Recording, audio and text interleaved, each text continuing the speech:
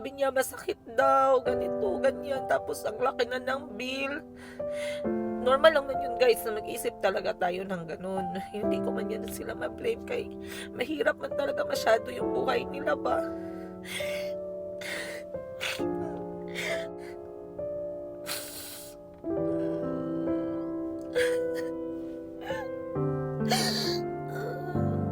Ilang araw ko na gusto mag-iyak.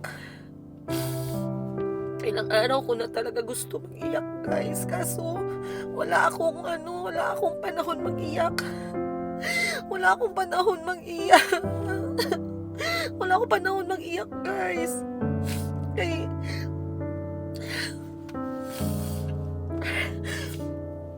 ang bigat, mabigat, mabigat sa dibdib na gusto mo mag-iyak pero hindi ka makaiyak ba kasi nanay ka. Ang mga bata sa'yo nakakuha ng lakas. Ang bala kayo ano sabihin nyo kasi hindi man ako nag-iyak talaga guys pero mabigat na talaga. yung yung pagod ko as nanay pero hindi ko magawa na hindi mag-isip ba sa sitwasyon ni Miss Giselle. Pagdating ng biopsy, wala ako dun guys kasi nanay man ako pag weekend. Tapos si Miss Giselle guys, siya lang mag-isa sa ospital. Wala silang kasama. Imagine, kung kayo magkasakit kayo tapos ospital kayo lang mag-isa. Tapos yung sabihin pa ng doktor, cancer. Tapos wala kayong kasama. Ikaw lang mag-isa doon. Yan ang sabihin ng doktor. Wala ako doon kay Miss Giselle guys.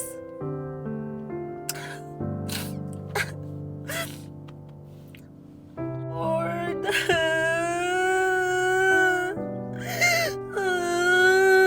Bakit may ibon?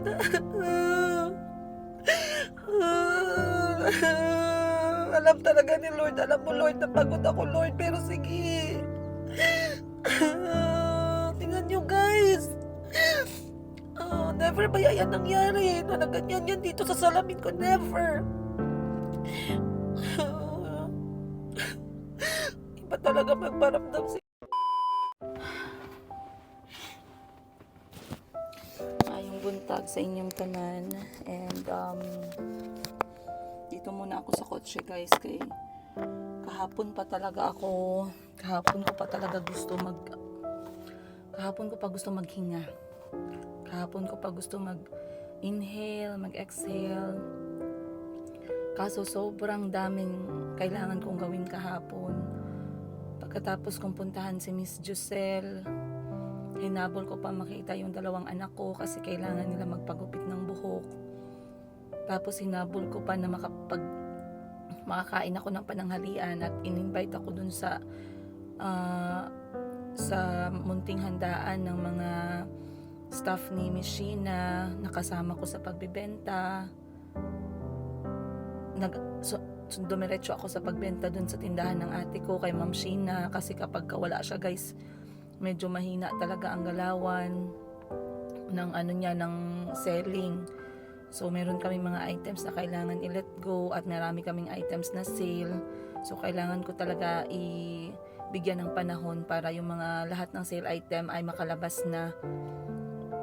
From bentahan namin 690, naging 399 lahat kahapon. And pagkatapos ko doon, pag-uwi ko ng bahay, talagang may oras pa ako makapag-spend time kasama ang mga anak ko kahapon. So sobrang sobrang overwhelming ng araw ko kahapon. Pero kahit na overwhelming, I tried my best na mag-answer sa lahat ng mga messages ninyo online. Marami akong na-receive na message guys, and ang sarap. Kahapon ko pa gusto na mag-let go ng nararamdaman ko, pero saan ko man banda let go guys? Saan ko pa siya iiyak? Saan ko banda iiyak? Kasi hindi man ako pwede mag-iyak habang nag-live. Hindi rin ako pwede mag-iyak habang nandun ako kay Miss Josel. Hindi ako pwede mag-iyak syempre.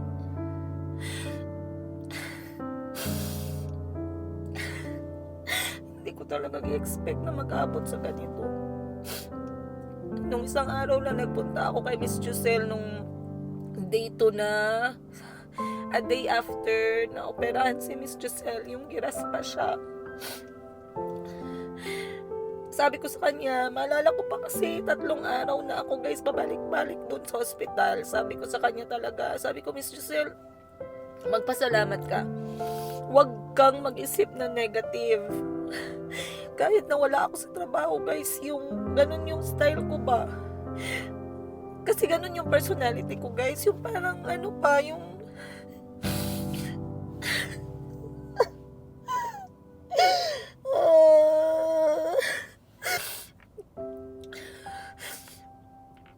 sabi ko sa kanya, Miss Josel, pasalamat tayo. Huwag mong isipin, huwag kang magalit, huwag kang manghinayang na na-hospital ka.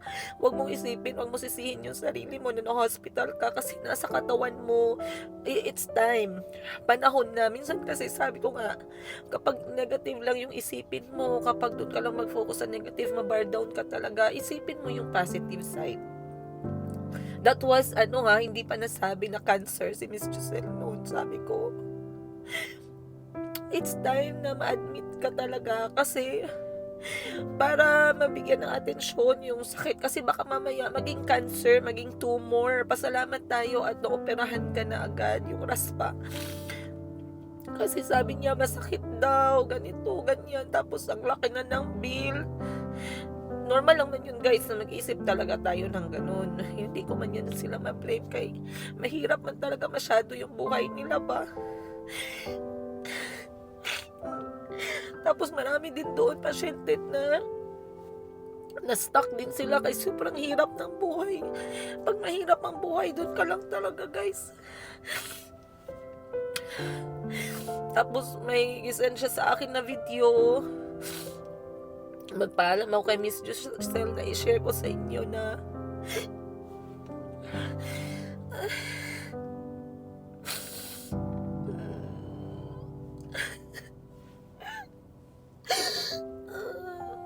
ilang araw ko na gusto mag-iyak.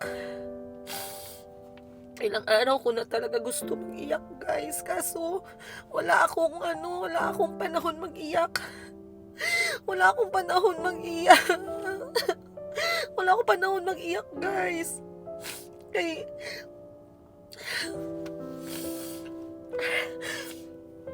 ang mabigat sa dibdib na gusto mo mag-iyak pero hindi ka makaiyak ba kasi nanay ka, ang mga bata sa'yo nagakuha ng lakas. Bala kayo sabihin nyo kasi hindi man ako nag-iyak talaga guys pero mabigat na talaga. Ilang araw ko na talaga ito ginatpigilan. Tapos yung malaman ko kasi yung buntong hinig ako guys mabigat ba. Gusto ko na talaga mag-iyak. Hindi ako nag-iyak, wala akong pakialam. Hindi ako nag-iyak dahil sa mga basher. Or what? Nag-iyak ako kasi yung pagod ko as nanay, pero hindi ko magawa na hindi mag-isip ba sa sitwasyon ni Miss Josel. Tsaka sa bait ni Lord guys, sobrang bait. Wala pa talaga akong tissue dito sa kotse. Gusto ko mag-iyak ilang araw na. Sabi ko kay Miss Josel, wag siya mag-isip na negative. Sabi ko sa kanya, lahat to nangyari kasi it's bound to happen. It's supposed to happen. Huwag ka maging negative. Ito yung a day after niya naraspahan na talagang pumunta ako doon guys. Halos kalahating araw ako nagstay doon kasi I wanted to talk to her ba na wag siya manlumo. Huwag siya manlumo, huwag siyang maging weak kasi it is actually bound to happen. Huwag siyang malungkot. Pasalamat niya na dinala siya sa hospital ng maaga. And then, pagdating ng biopsy, wala ako dun guys kasi nanay man ako pag weekend. Tapos si Miss Giselle kay siya lang mag-isa sa ospital. Wala siyang kasama. Imagine, kung kayo magkasakit kayo tapos ospital kayo lang mag-isa. Tapos yung sabihin pa ng doktor, cancer. Tapos wala kayong kasama. Ikaw lang mag-isa doon. Yan ang sabihin ng doktor. Wala ako doon kay Miss Giselle, guys.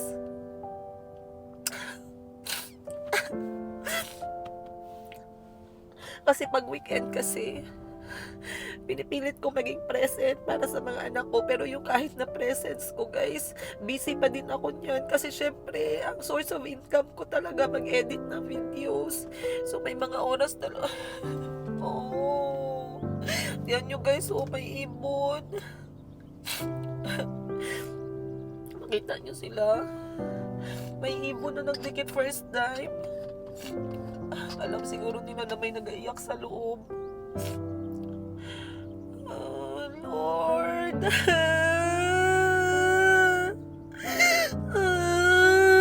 Bakit may ibon?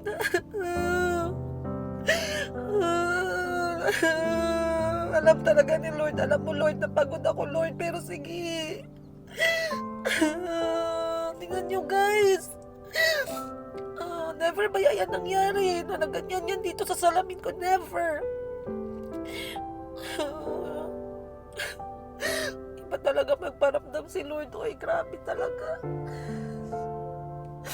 Kagabi pa. Isang araw pa. Gusto ko lang sana magpasalamat, guys. Hala, ubag na kaya ko mata. Gusto ko lang sana magpasalamat sa lahat ng mga nagtulong. Kaya ako feeling mabigat yung dibdib ko. Kasi kahit na alam mo yung feeling na alam ni Lord kung kailan mo kailangan. Alam niya kung ano ang kailangan mo. Alam niya kung magkano ang kailangan mo. Ilang beses, guys, sa buhay ko. Ilang beses. Kahit nung nasa kasagsagan nung pag-aasawa ko na down ako, talagang wala akong takbuhan. Si Lord lang talaga. Alam niya kung magkano ang kailangan ko, guys. Imagine. Hanggang ngayong araw, alam niya. Nung nag-give up na ako sa marriage, alam niya kung anong ibibigay sa amin ng mga bata. Alam niya kung kailan ibibigay yung kailangan namin. Alam niya kung ano yung kailangan namin. Alam niya, guys, kung kailan. Alam niya lahat. Hanggang ngayon, habang nag-uusap tayo, alam niya.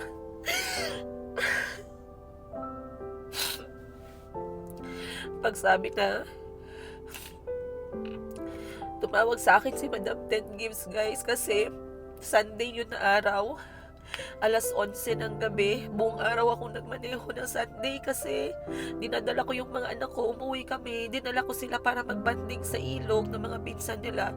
Tapos inuwi ko na yung mga anak ko kasi sabi ko, maglilinis ako ng bahay, magpapahinga yung mga bata, baka makapagpahinga din ako konti. Ngayon, pagka-uwi namin dito sa bahay, blackout, walang tubig. So sabi ko, sobrang init, kawawa naman yung mga bata. Guys, tagatak yung pawis. Binalik ko sila lahat sa bahay ni Madam Ted Gibbs. Yung bahay ni Madam Ted Gibbs, medyo malayo dito sa akin. Kabilang dulo siya. Siguro mga 10 minutes na drive pa. Actually, malayo siya, pero national road kasi yung dinadaanan. Tapos, pagdating namin doon, nakapagpahinga ng mga bata. Sabi ko, 6:00 daw, babalik yung kuryente nung Sunday. Tapos, sabi ko, sige, uwi na tayo ng 7:00 para sure na nandyan ang kuryente. Ako naman kasi minsan tanga, hindi ako nag-iisip. Hindi ako nag-message doon sa group namin kasi nagtiwala talaga ako sa Sokotey ko. Madali lang talaga ako magtiwala, guys. Yan ang problema sa akin.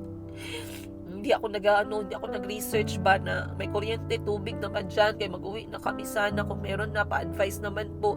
Dinala ko ulit ang mga bata. Alas 7 ng gabi guys, nag-drive kami ulit pa uwi. Sabi ko, sige na, magpapahinga ng mga bata kasi Monday may pasok. Pagdating namin dito sa bahay, wala pa rin tubig at kuryente. Pawis na pawis yung mga bata. Sabi ko, sige, upo muna tayo sa kotse. Inon ko yung aircon. Sabi ko, dito muna kayo magpahinga. Pag yung kuryente, nakatulog kayo, lipat ko kayo sa loob. Umabot na guys yung 8:30, wala pang na kuryente. Pagod na si Calvi, si Chico, hindi makahiga ng ayos dito. Sabi ko, balik tayo ulit dun sa bahay ni Madam Ten Gibbs. Doon na lang tayo magpalipas ng gabi. Nag-drive ulit ako dun guys. Dinala ko ulit ang mga anak ko dun. Natulog na ang lahat. Lumagting yung tubig kuryente dito mga alas 10 na ng gabi talaga. So sabi ko okay lang, bahala na. So natulog kami sa bahay ni Madam Ten Gibbs. Mga alas 11, ginising ako ng staff ni Madam Ten Gibbs. Tumatawag pala siya sa akin. Kasi nakita niya na nag-post si Miss Joselle. So minessage niya kung ano ang problema. Kasi yung post ni Miss Joselle is hindi maganda ba? Na parang hanggang dito na lang yung buhay, ganito, ganyan. So, syempre, kahit sino ma-concern. Tsaka kami, guys, magkapatid, guys, binigyan talaga kami ni Lord ng binigyan talaga kami ng puso na hindi marunong magpikit. Kaya siguro minsan, may mga tao na sa amin ginabigay, ginapadala kay alaman ni Lord yung puso namin at utak namin magkapatid.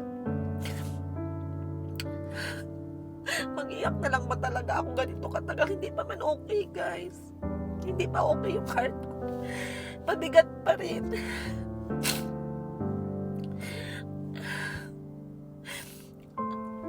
Si Madam Ten Gibbs, kahit anong pagod, kahit ang dami-daming responsibilidad, meron pa siyang autism na anak na mahal niya.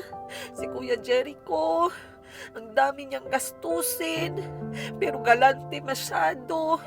Pagod na pagod siya kasi nanay siya, asawa siya, business owner siya, kapatid siya, kaibigan siya.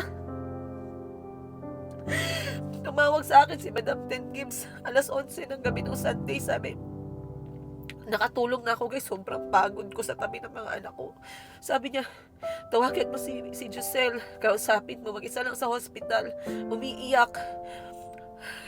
Kasi sinabihan ng doktor nung resulta ng biopsy. Sabi ko, ano nangyari? Sinabi sa akin na binasa daw ng doktor sa kanya. Yung resulta, guys, na positive siya sa cancer. Mag-isa lang siya, guys, sa hospital kasi yung kanyang boyfriend, shout out Alan Ladara, napakaswerte ni Joselle sa'yo. Nakita ko kayo together, napakabait mo sa kanya. Yung may mga jowa dyan, tas yung jowa nyo mahal na mahal kayo, asawahin, wag nyo, kahit hindi kayo magpakasal, pero wag nyo pakawalan. Kasi mahirap maghanap ng maayos na lalaki. Okay? So far, sa katagal ko kay Miss Giselle, 2 taon, sobrang consistent na nakita ko na pagmamahal na ni Alan Ladaran sa kanya. So, bahala kayo dyan kung kilala nyo yan si Alan Ladaran, wag nyo agawin, kay na i-vlog ko talaga kayo guys kung agawin nyo si Alan Ladaran kay Giselle. Si Alan Ladaran, laging nandyan, no? Kaso wala siya nung time na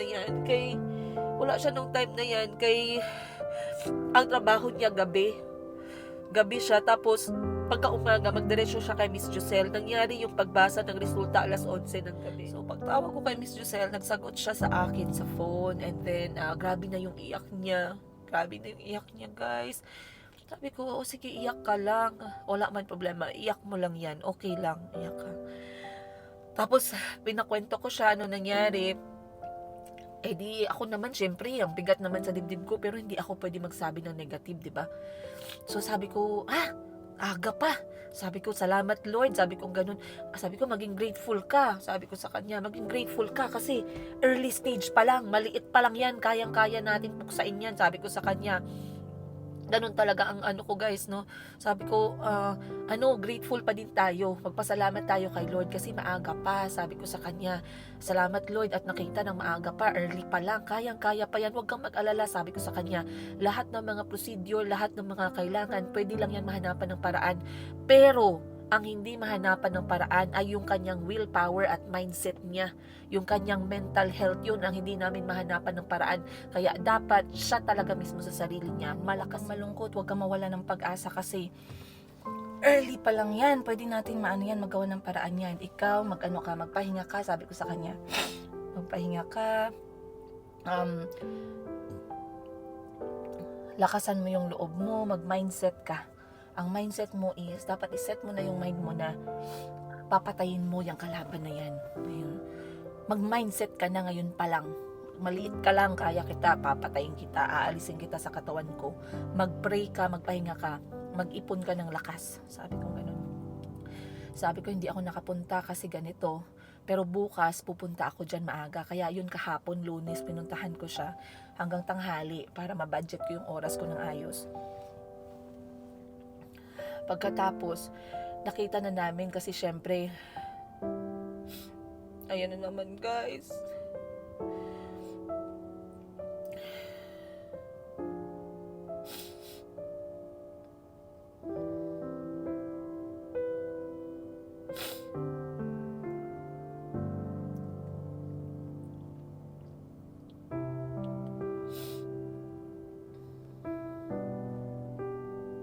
Ayun na naman guys, habang nag-uusap tayo, meron na namang nag-send ng tulong kay Miss Giselle. Itong iba hindi ko din talaga kilala, no, pero talagang sabi ko grabe ilang talagang dalawang araw na ako guys. Nag-pray talaga. Tapos sabi ko, anyway, sabi ko sa kanya, magpalakas ka ganito. So kahapon pumunta ako doon niya kunento sa akin lahat, pinarinig niya sa akin, voice record pala siya ng sinabi ng doktor. So pinarinig niya sa akin, sobrang sarap na iiyak guys, ang bigat ng dibdib ko habang ginabasa ng doktor sa kanya yung balita. Pero syempre ayoko nga mag-iyak sa harap ni Miss Giselle, ayoko talaga.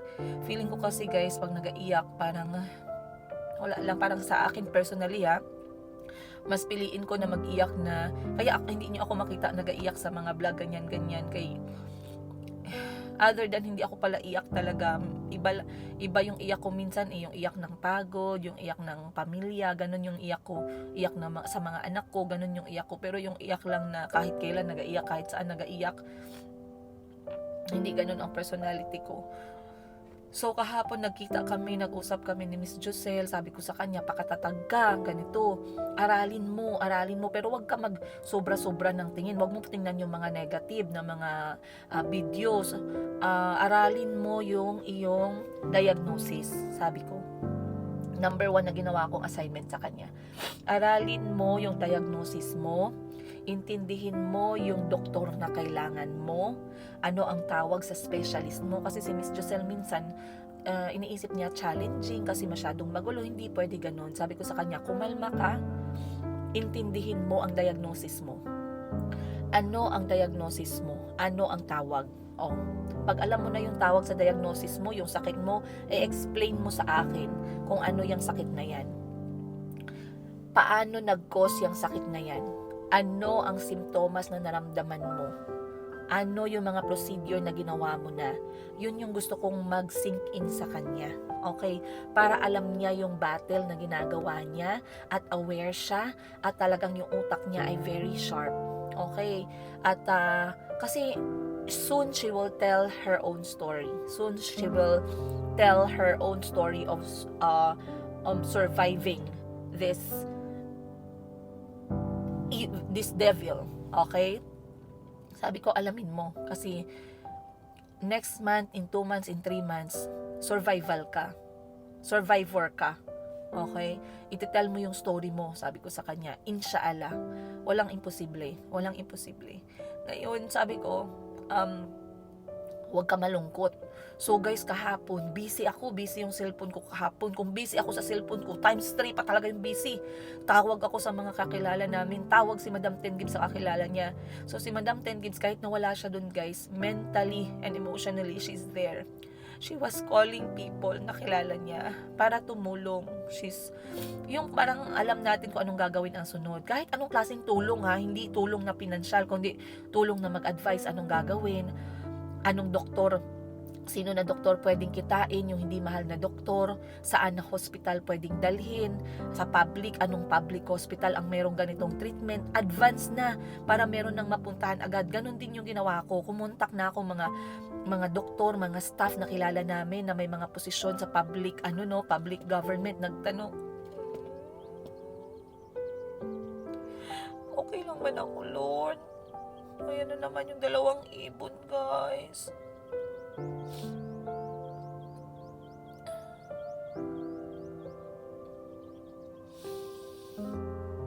Ayan na naman sila. so sige dyan lang kayo ha. Huwag ka naman mag-ipot dyan. Ba't ka mag-ipot? So ngayon, sabi ko sa kanya, nag-contact ako kahapon guys ng mga tao na kilala ko, nagtanong-tanong na ako. Meron akong kinontak, ganito, sir, sa mga para makapagtanong lang kami ng ayos, mag-guide kami kung anong gagawin. Sa public hospital po ba na ganitong pangalan, meron po bang ganitong treatment? Pwede po ba dyan? Pag dyan po ba dinalas, ano pong posibleng mangyari? Hindi ba mamahalan yung bill nila? Kasi ganito po na procedure yung kailangan. May kilala po ba kayong doktor? May refer po ba kayo na doktor na hindi po kamahalan? Kung meron po, pwede po pabigay po ako ng details, pupuntahan po namin, doon po namin gagawin yung next treatment. Kasi etong ginawa ni Miss Giselle guys, eto ay first treatment lamang. Etong pag-raspa o tinatawag natin, ko alam talaga ang term, sorry, i-comment nyo na lang below, pero raspa ang tawag sa amin. Ito yung paglinis or pagtanggal dun sa lining ng uterus, no, kasi sobrang kapal talaga. So, pagtanggal ng lining ng uterus na yun, may sample na kinuha and then pinadala biopsy. So, yun pa lang yung first guys na treatment nitong cancer. Ang second na treatment ng cancer ay etong pagtanggal nga ng uterus o yung tinatawag nilang hyper something. Basahin ko lang ngayon kasi nga ako hindi ko maalala. Sobrang haba ng mga pangalan. Mahirap talaga ako makaremember.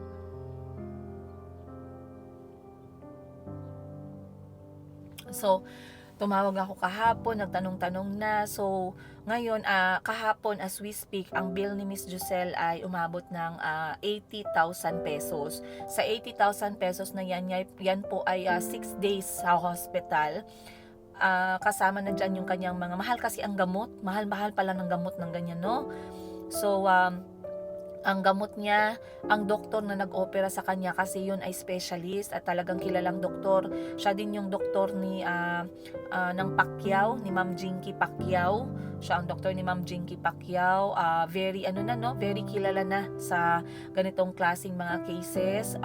Syempre may edad na kasi napakatagal niya na sa field. So talagang sa lahat ng doktor na nakinita ni Miss Giselle simula sa pool, hindi pa kami magkakilala siguro.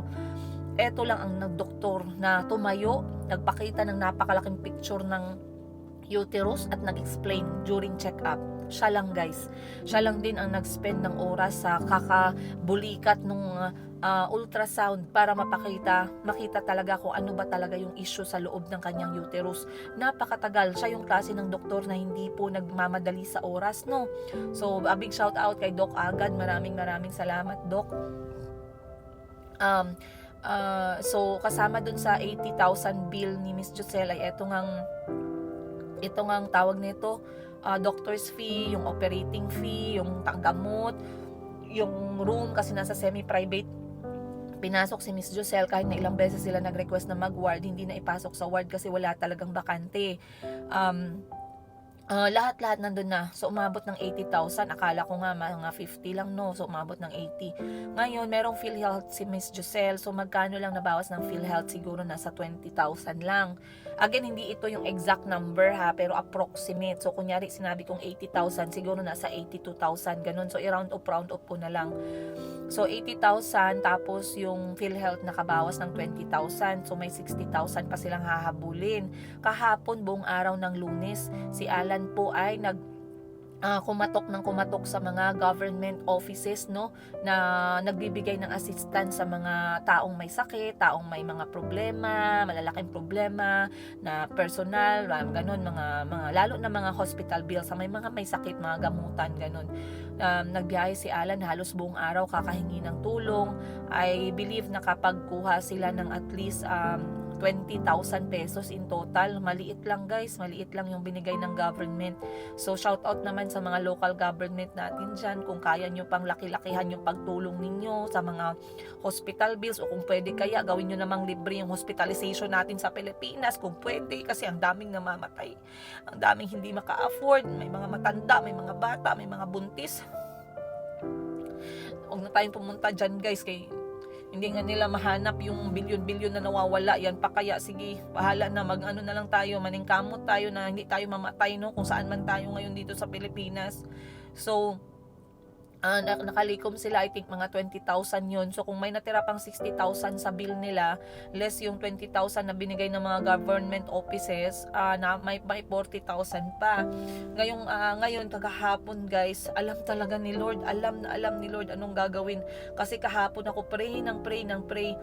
Tapos sabi ko, nagre-reflect ako kahapon, sabi ko, Lord, eto pa na amount. Talagang dinedeclare ko yung amount guys, dinedeclare ko yung amount sa utak ko, sinasabi ko sa reflection ko, sa heart ko ba na, Lord, eto pa yung amount na hinahabol. Guys, sasabihin ko lahat ng mga, hindi ko sasabihin yung pangalan ha, yung initial lang ng mga nagbigay. Kung nagbigay kayo sa akin mismo, at hindi ko kayo na-mention yung inyong initial at saka yung amount, mag-comment kayo sa baba na merong proof, or isend nyo kay Miss Josel or ano ba. Pero eto yung natanggap ko guys, i-shout out ko yung inyo lang initial, kasi ang iba ayaw talaga pumayag, kahit na magsabi kami na kahit initial lang, pero kahit hindi pumayag, siguro initial lang naman, so wala naman sigurong masama, no? So, yato galing kay ang nag-send kay Miss Josel, yung nag-send sa akin. Para sa nag-send dito sa akin, guys, ayan, kahapon, grabe talaga to si Lord. Alam na alam ni Lord. Talagang, sabi ko, grabe si Lord magpadala. Talagang, tumpak talaga, hanggang tinumpak talaga ni Lord kung ano yung kailangan. Grabe, sobrang amazed talaga ako. Sabi ko, kaya kanina pa mabigat yung puso ko guys, kasi ang sarap na iiyak, sarap na talaga ipagpasalamat na, Lord, grabe ka talaga. So kahapon, si Tita E nag-send po siya ng 10,000 pangbawas sa discharge hospital para matuldukan na tong first treatment ni Miss Josel at makago na siya sa second treatment niya, no. So, si Tita E, 10,000, nagpadala ng 10,000. Ayan, maraming salamat Tita E sa iyong sharing para sa etong treatment ni Miss Josel. Maraming salamat po. Alam ni Lord yung ginawa ninyo ngayong kahapon. Alam niya kung para saan ang purpose nun. Alam niya. Huwag po kayo mag-alala. Kung hindi ko po masabi sa inyo lahat o hindi maka-reach out agad si Miss Josel, alam ni Lord kung saan po mapupunta yung kada piso ng pinadala ninyo. Kay Tita J, ayan, si Tita E, I believe USA, maraming salamat po. Si Tita J naman from Denmark, ayan, maraming salamat, nagpadala din ng 10,000 ulit para kay Miss Josel. Maraming salamat po. Alam ninyo yan, at alam nyo, etong mga taong to guys, kahit anong sabihin, wala silang pakialam guys, sa akin pa din nila gusto, kahit na sabihin ko, ilagay ko pa lahat ng details ni Miss Josel na dito nyo po ipadala, dito nyo po siya i-contact, sa akin pa din talaga ginabigay. Maraming salamat po. Lahat po yan ay nasa reported na dun sa group na nandyan si Miss Josel at yung boyfriend ni Miss Josel, kasi para yan lahat dun sa bill ni Miss Josel dito sa kanyang hospital ngayon, para makalabas po siya ngayong araw. Si Tita, tapos guys, kagabi matutulog na ako, gising pa ako ng mga alas 10, kasi kagabi mga alas 9 tumatawag pa ako sa boyfriend ni Josel. Sabi ko, mag-advise ako sa iyo, ganitong gawin mo bukas, ganito ganyan. Sabi ng boyfriend ni Miss Josel, ma'am, gising ka pa ma'am, gabi na ma'am, magpahinga ka na. Hindi, ganito ang gawin mo bukas, mag-advise lang ako sa iyo para makapahinga yung utak ko ngayon, makausap na kita para bukas alam niyo kung anong gagawin. So ngayon, hindi pa ako nakatulog, malapit na mag alas 10 guys, meron na naman nag-message sa amin. Maraming salamat si Tita A. Maraming salamat kay Tita A. Nagpadala din si Tita A. USA pa din yata si Tita A. Nagpadala po ng 11,000 pesos para dito makatulungan na malinis itong hospital bill para sa treatment number 1 for cancer ni Miss Josel. Maraming salamat po. Ayan. And yun yung tatlo na talagang sa akin nag-contact at sa akin diniretso. At ngayon ay pupunta ako if mamaya matapos ako guys, kasi ngayon din po yung aking check-up, whole day din ako ngayon para sa aking hyperthyroidism. Pero pag may oras ako, talagang pupuntahan ko si Miss Josel. Tapos may nagpadala din kay Miss Josel naman na number, no? Sasabihin ko lang yung initial. Kay Ate G, so far to kahapon lang to ha, hanggang kagabi. Yung ngayon wala pa guys, kasi wala pa tayong natanggap ngayong araw. Si Miss Josel hindi ko pa nakakausap simula kanina. It is 7:13. Ayan, para makita ninyo yung oras. 7:13 ng umaga, October 21, Tuesday. Ayan. Ate G, nagbigay po kay Miss Josel ng 2,000. Maraming salamat po. Ayan, 2,000, napakalaking tulong din. Maraming salamat in behalf of Miss Josel at saka kay Alan Ladaran. Maraming salamat po sa inyo. Kay Ma'am R, nagbigay ng 200 pesos. Maraming salamat, Ma'am. Maraming salamat. It's sometimes alam ko it's not about how much, no, but your willingness to help. Kung talagang gusto mong tumulong, kahit ano meron dyan, talagang gagawin mo. And kay Ma'am OJ, hindi ko alam kasi Gcash, hindi buo yung pangalan, sinend lang sa akin ni Miss Josel, nag-send din ng 100. Maraming salamat po. Then para sa mga office sa Malapatan, Glan, Sarangani Province na nagbigay ng tulong, maraming salamat. Sa office ng Mayor na nagbigay, maraming salamat. DSWD, maraming salamat po. At syempre sa lahat ng mga nagasuporta, big shout out Madam Toots and siblings, no, na laging nag-advise anong gagawin. Nakakausap namin sila anytime para mahingahan namin ng loob during these difficult times. Maraming salamat. Sino pa ba? Madam Ten Gibbs, maraming salamat. Boss Jerry, maraming salamat sa inyo. Alam ko, napamahal sa inyo si Josel kasi lagi ko siyang sinasama pag may mga outing. Alam nyo yan. Maraming salamat at hindi nyo pinipigit yung mata ninyo kay Josel. Ang mga tao hindi nyo alam. Pero alam ni Lord kung bakit ganun ka-blessed ang mga tao na marunong mag-bless sa iba. Bahala na kayo dyan, anong sabihin nyo. Bahala na kayo dyan. Maraming salamat. Big shout out din sa kay Alan Ladaran. Inuulit ko yan. Ayan. Again, sa pamilya ko na very supportive, sa lahat sa inyo, sa staff ni Ma'am Shin. Maraming salamat. Staff ni Ma'am Shin talaga, grabe. Solid. Pumunta agad kagabi, naghatid ng pagkain kay Miss Josel. Sa lahat na magdadala ng pagkain kay Miss Josel during this cancer treatment, madami po siyang bawal. Dalan nyo na lang po siya ng dahon ng malunggay. Yan na lang kakainin niya siguro. Mga dahon na lang talaga, guys. Kung matigas ang ulo ni Miss Josel, bahala na siya sa buhay niya. Pero bawal na talaga siya, guys. At saka sa prutas, ang prutas niya dapat minimal na lang kasi nga merong mga sugar. So marami na siyang bawal. Sabi ko sa kanya, wag kang magpa-luya-luya, wag kang magpa-weak ba, magbasa ka ng mga positive dyan, magbasa ka mga scripture, magbasa ka mga quotes, magbasa ka mga promises ni Lord, magbasa ka Bible, magbasa ka ng mga experience na positive, magbasa ka ng mga comments na positive, manood ka ng mga videos, wag yung mga negative, wag.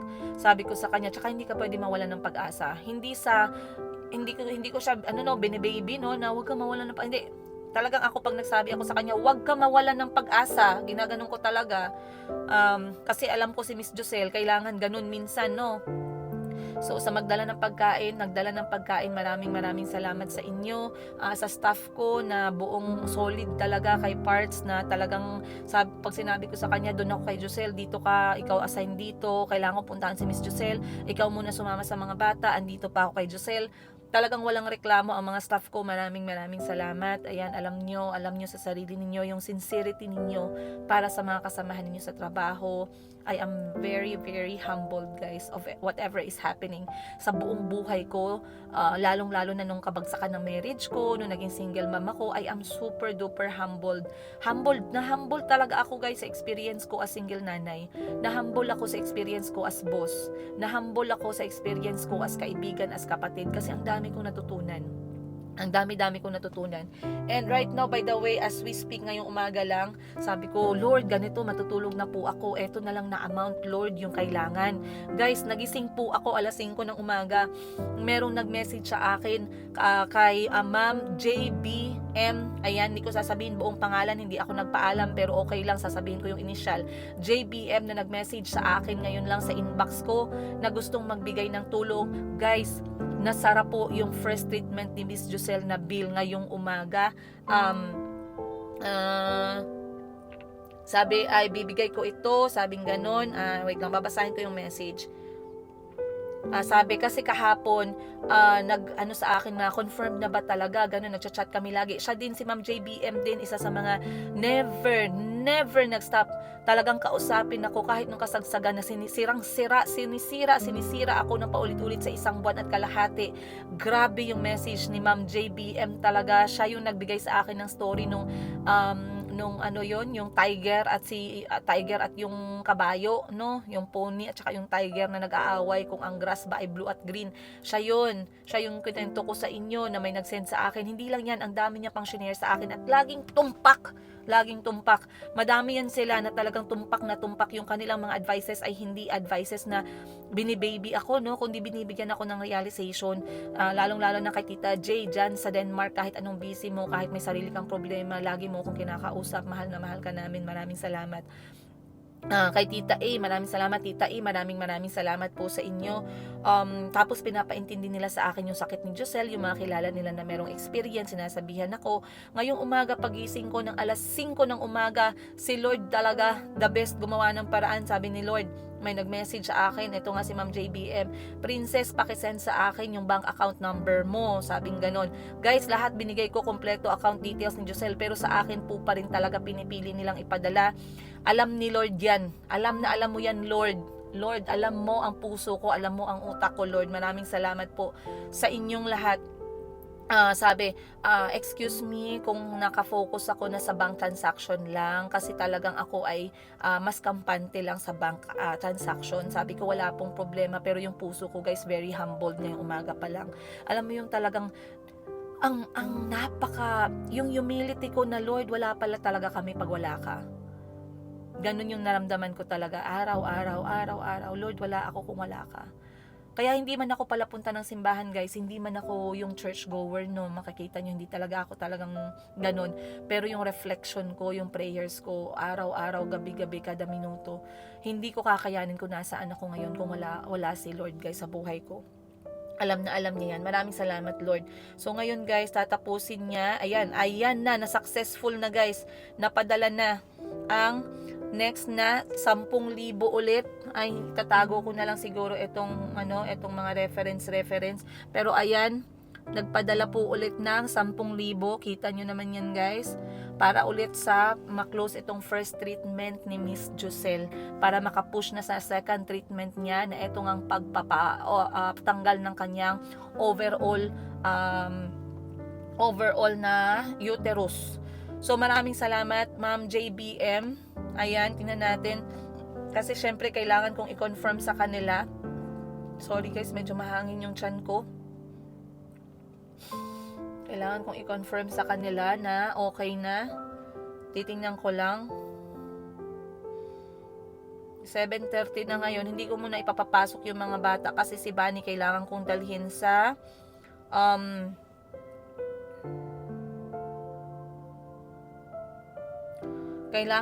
si Bunny sa hospital, sa clinic.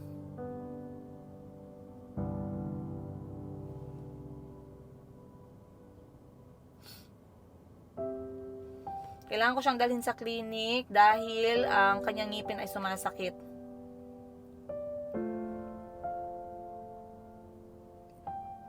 Okay. So, pumasok na ngayong araw. October 21 ngayon. Yes, pumasok na ngayong araw. October 21. So, sasabihan ko na po si Ma'am JBM. Okay na po. Okay na po, ma'am. Ayan. Maraming salamat po. Makakalabas po si Miss Josel today.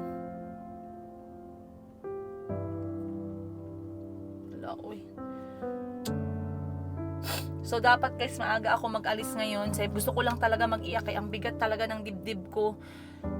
medyo okay na po ako, pero feeling ko ang dami ko pa, kailangan ko pa maging malakas talaga. Syempre, ako po talaga ako si Princess Higa. Malakas po yung loob ko. Masyado po akong palaban talaga sa buhay ko, sa dami ng problema ko, sa dami ng mga pinagdadaanan ko, palaban po talaga ako. Mahal na mahal ko yung mga anak ko. Ang buhay ko ay ang mga anak ko. Alam mo yan, Lord. Masaya po ako sa pinili ko na pagtira ng Pilipinas. Masaya po ako sa mga kapatid ko. Blessed na blessed po ako sa kanila. Blessed po ako sa mga tao sa paligid ko. Ako po'y nahahambol sa lahat ng mga pagtitiwala ninyo. Maraming salamat.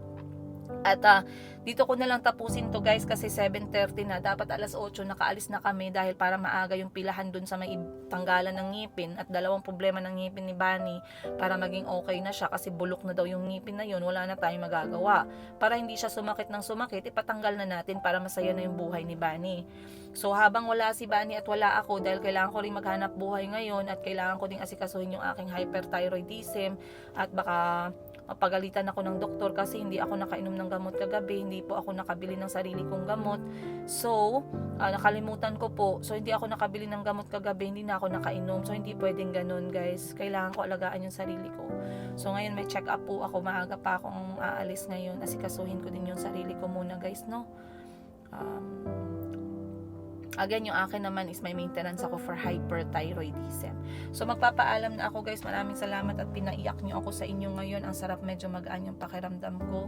Kakain lang po ako ng breakfast and I guess I'll see you guys more mamaya po. So, again, maraming salamat. I love you everyone. I'll see you on the next one. Much love, Princess Higa. And from Kuya Kahil, from Calby, from Chico Chico, at kay Mayumi. Birthday nga pala ni Chico ngayong Sabado, pero ngayong Biyernes namin i-celebrate sa may eskwelahan nila na public dito sa may kanto. May mga classmates siya, 30 sila. So yun yung papasayahin ko ngayong Biyernes. And pagkatapos naman ng birthday ni Chico, aatupagin ko naman ang birthday ni Calby sa public school din, kasama yung mga classmates niya na 30 din kabata. So yun yung gagawin ko, guys. Inshallah magawa ko ng maayos po yung katawan ko, yung utak ko, yung finances ko. Maraming salamat kay Lord, no. Lagi ko sinasabat sa inyo yan. Wala ako kung wala siya. So maraming salamat everyone. Mahal na mahal namin kayo. Much love, Princess Higa.